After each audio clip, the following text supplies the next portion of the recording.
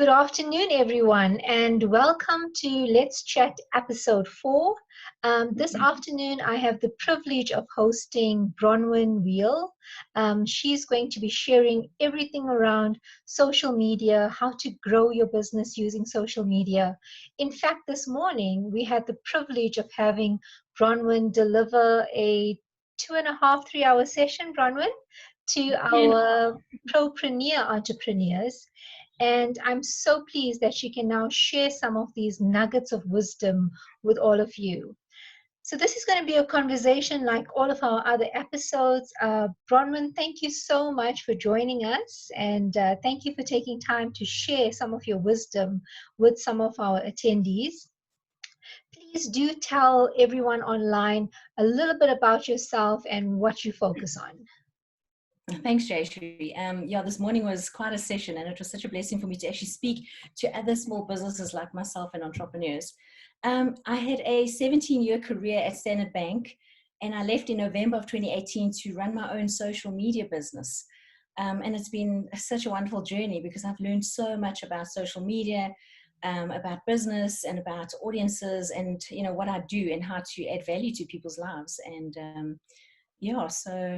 And this morning was quite interesting to actually speak to people and understand that I know so much of what I know, and it's about time I actually tell people and help people run their businesses with social media. So, Bronwyn, over the last few days, we've been exposed to so many new technologies. I know you, for the first time, delivered on Zoom this morning, and you started off being nervous, but all of us are learning new things and new ways of doing things. And just yesterday, I'm busy doing a 21-day meditation challenge. And one of the things that really struck me, it said, find something that you are good at or you can do, and then share that with the world.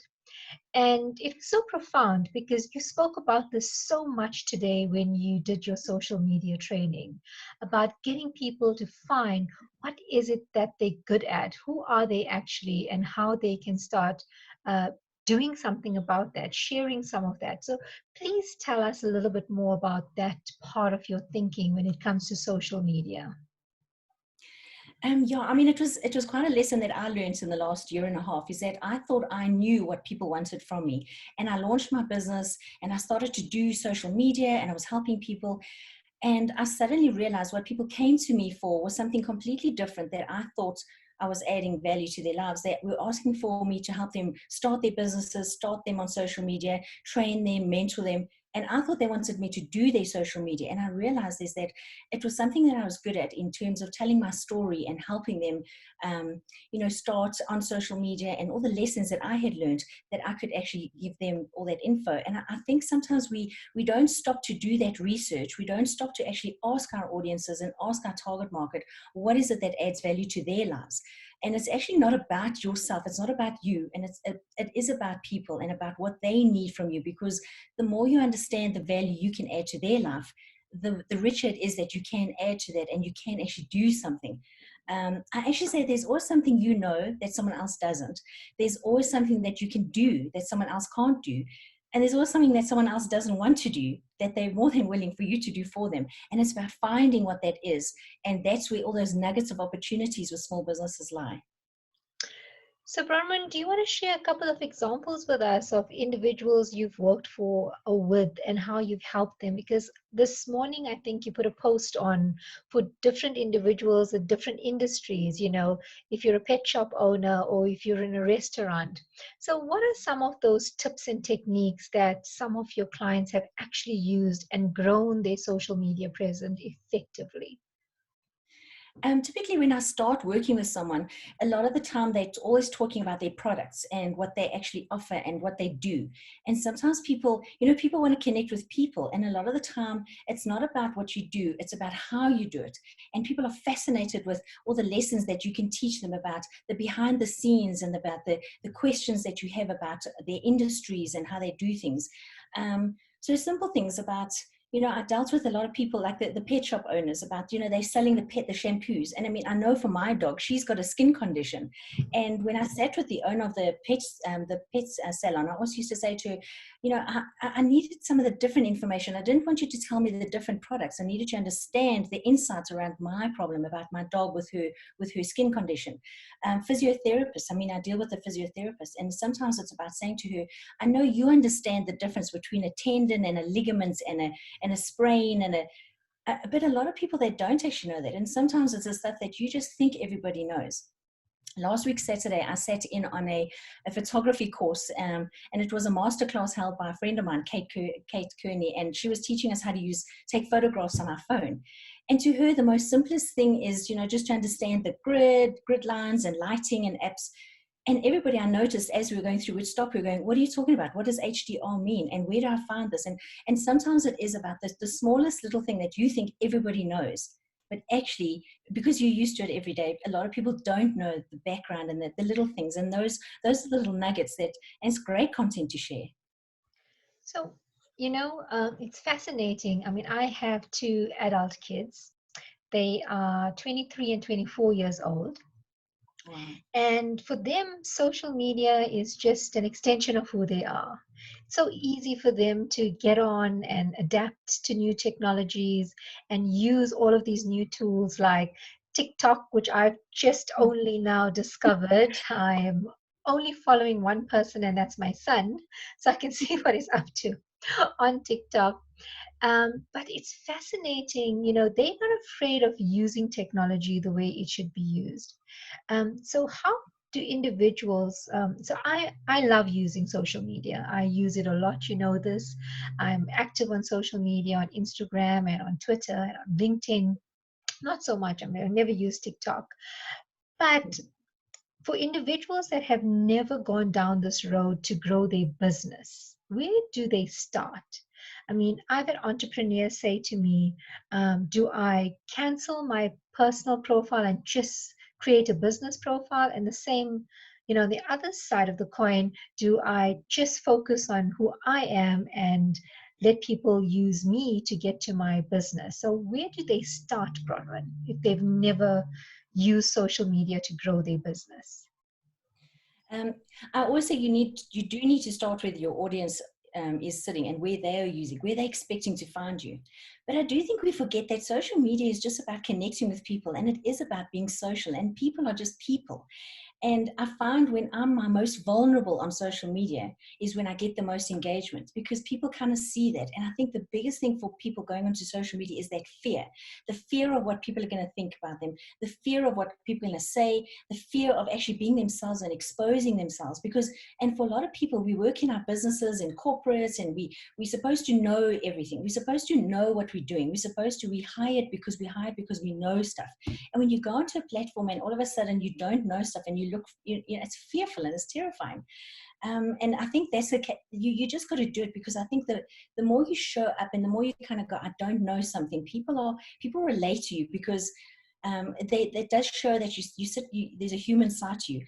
I mean, telling me that they can't believe that I come onto Instagram stories every day, and how do you do it? And they tell that it's not for them, and they're not going to do it because they can't do it. And oh no, it's not for them. And I must tell you that every time I do go on, I am so scared. I mean, it just feels like, and I take it and I retake it and I retake it and I film it and I film it. I mean, I had a real problem when I started my career and I was in my early 20s at Standard Bank. I could not present in front of people. I was so scared. And I mean that boardroom at Standard Bank, and you had to speak in front of 200 marketing professionals, and I had to do this once a month, and I hated it. And people used to go, oh, you're so good at that. And inside I used to be dying, going, no, it's not for me. But I forget that my message is what comes across. And when I'm on Instagram stories, nobody sees that actually I'm talking too quickly, and I'm swallowing my words, and I'm saying the wrong thing, and I'm getting because sometimes it's the message that counts, and it's the value that I'm adding that people want.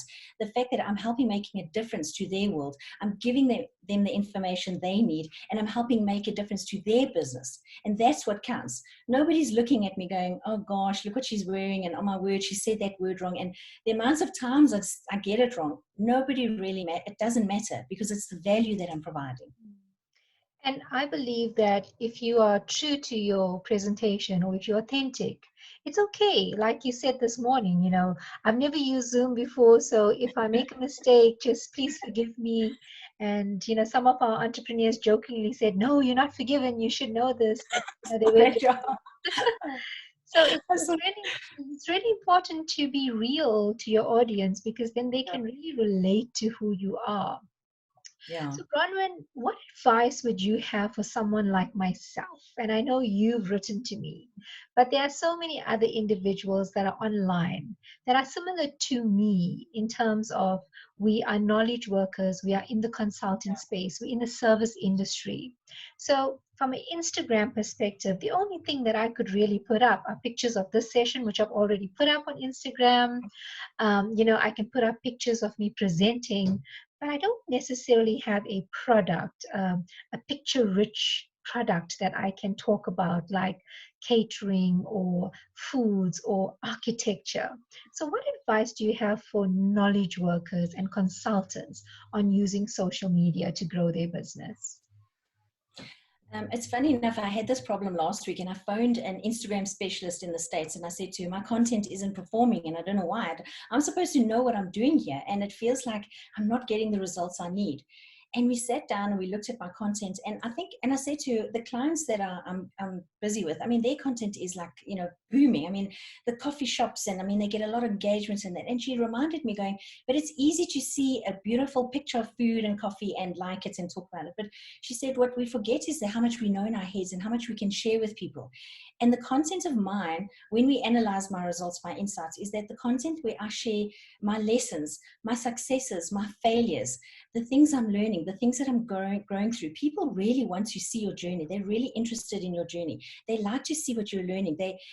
People want to know what you know. And I think a lot of the time we forget to tell people our journey. We forget to tell people that what connects people with us is our story.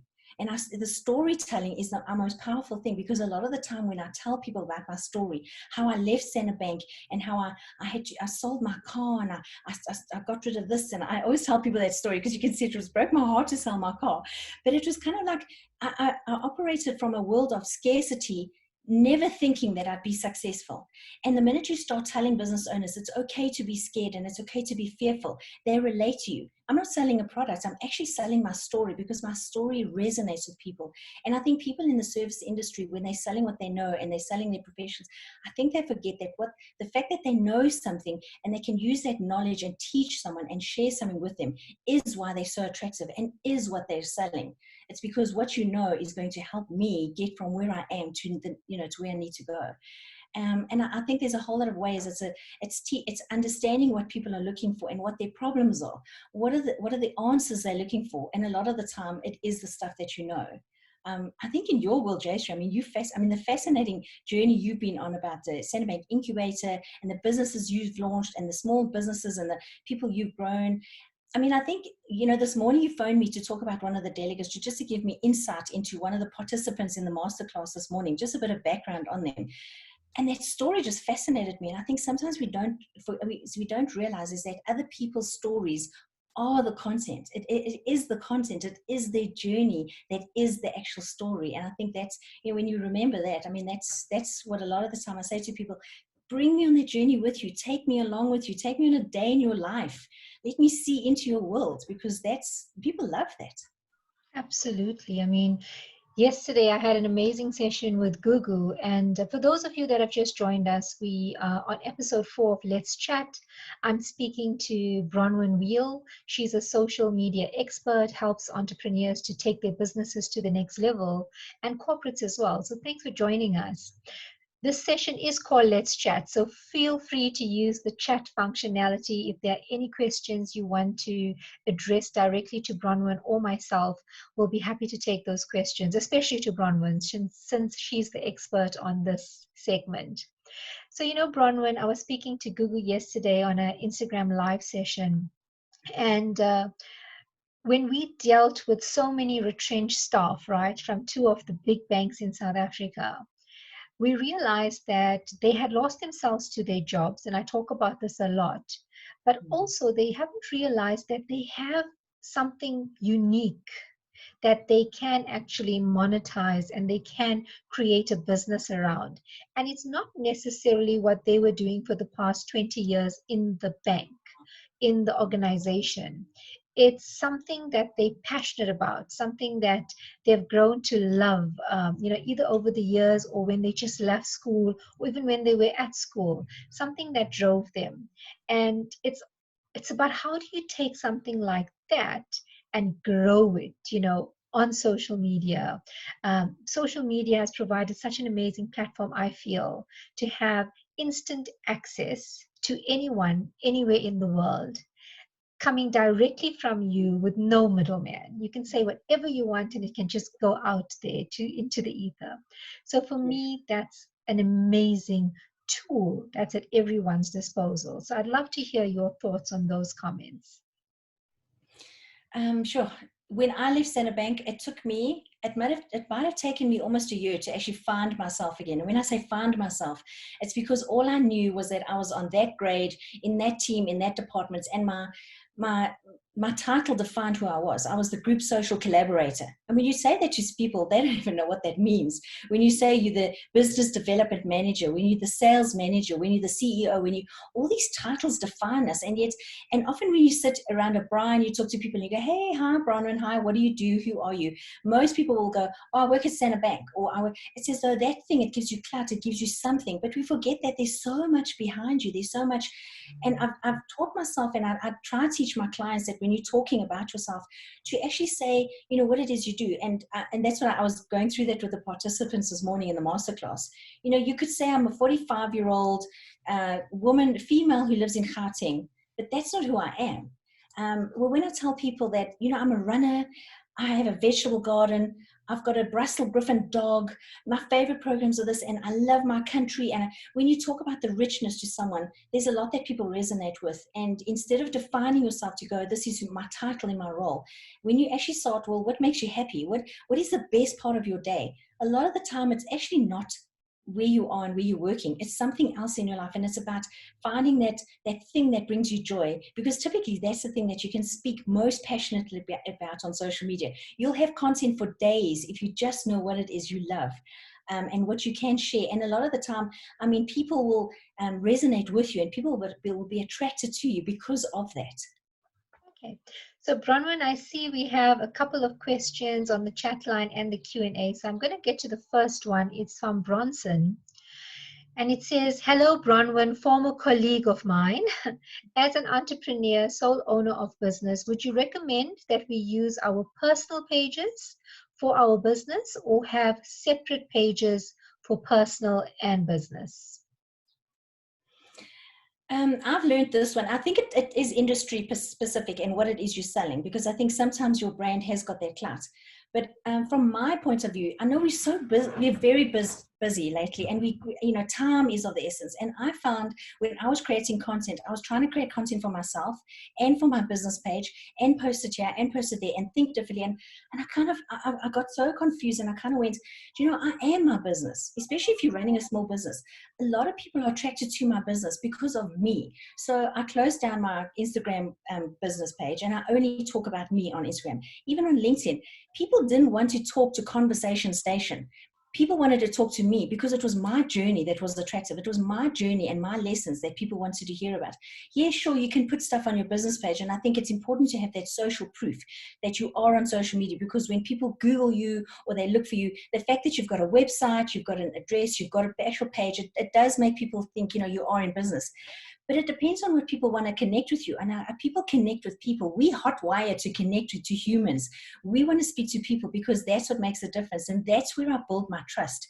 And I'm attracted to your offer, and I'm attracted to your business purely based on what you represent. There's so many people doing social media, and some of my colleagues in the industry and my peers that do social media are brilliant minds, and they're great. But why does someone go to that person and not me? And why does someone come to me? Sometimes it is based on your personal, that energy and what you represent. But I do think you still need to have your business page, because there's some stuff there where you still have a case to say, this is who we are, this is what we sell, and this is what we do.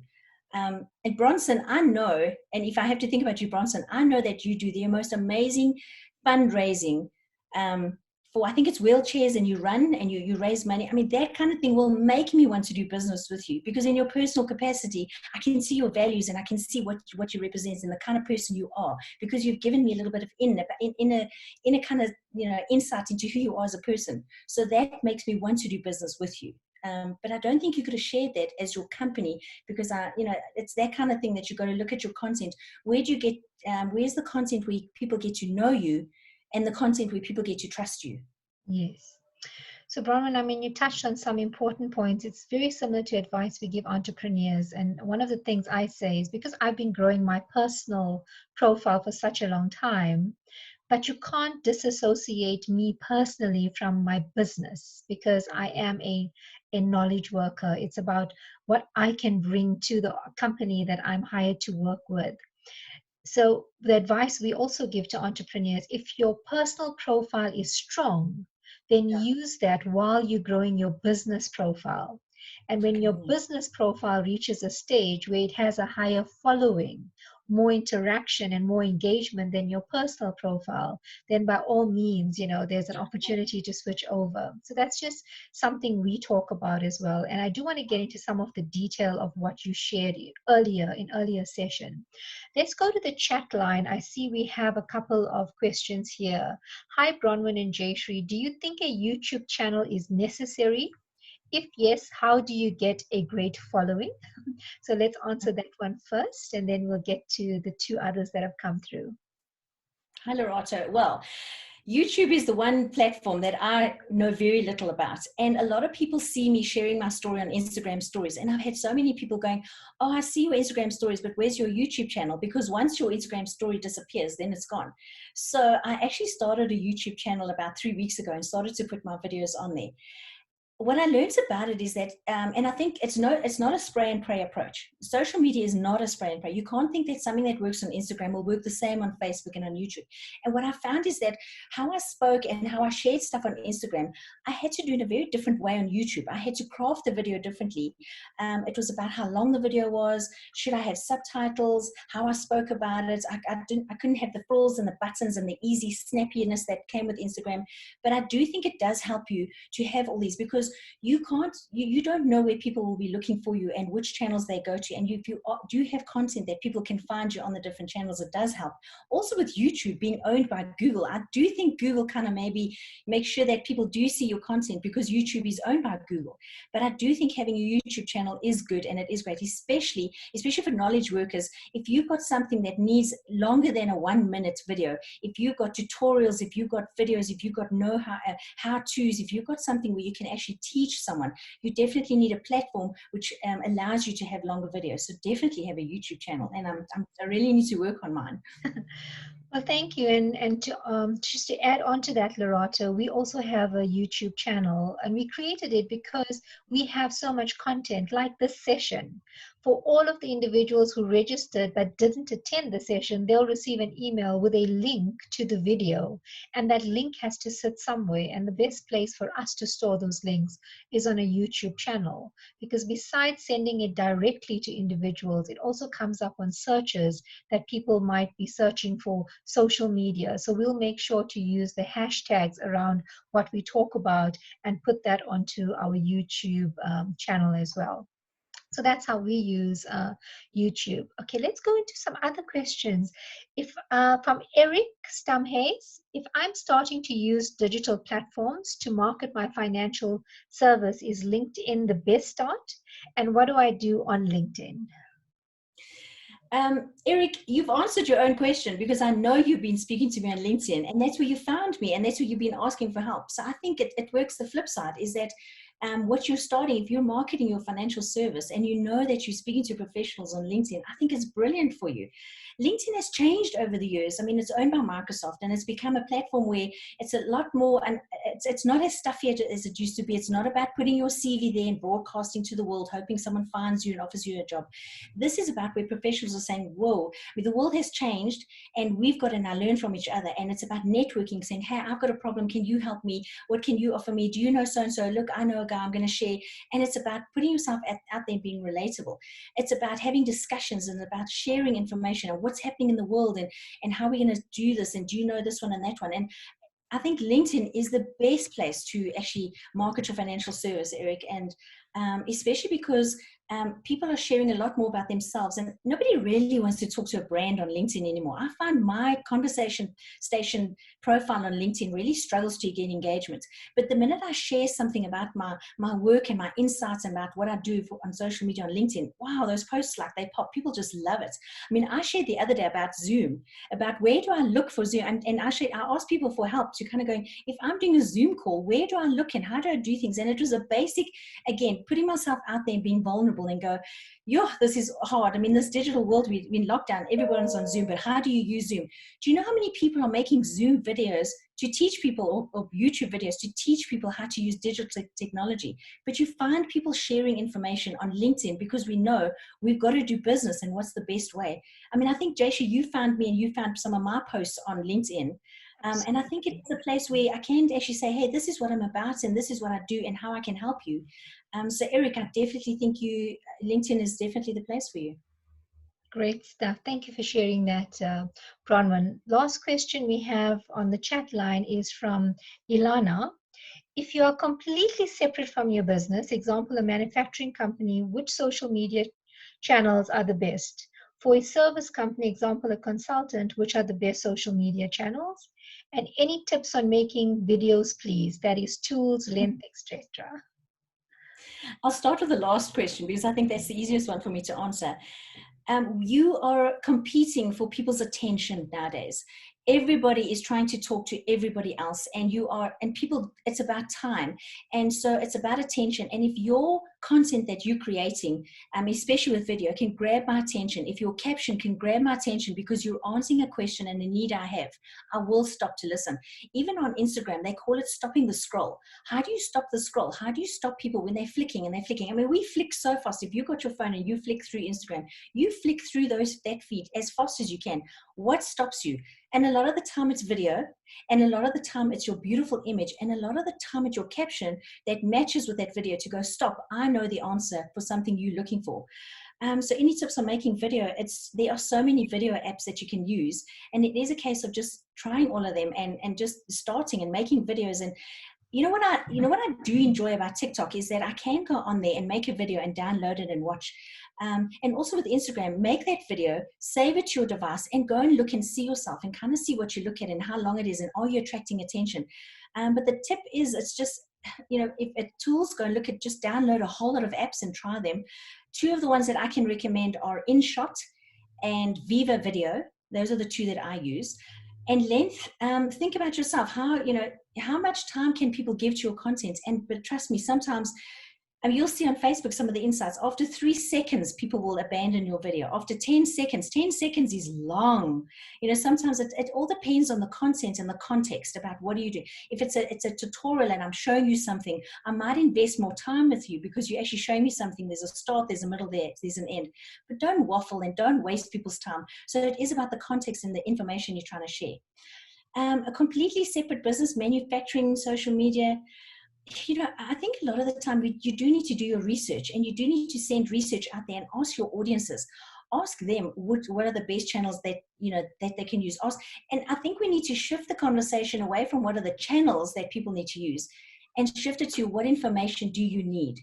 Because I think if we understand our audiences, and you're crystal clear in your audience, and you understand the information that they need, it does make sense then what channels to use. It shouldn't start on the platform. It should actually start with your audiences and the information they need. Because sometimes you can say the same thing over and over, but you can put a gallery of images on Instagram, and you can put a 10-minute video on YouTube, and you can put a Q&A on an ebook on LinkedIn, and you can share something in a group. It can be the same message, but the way you're communicating it on different platforms and different channels is different. But you need to understand what it is people want to know, and your audience, and what are those solutions that you can offer. It shouldn't start with the platform, if that makes sense.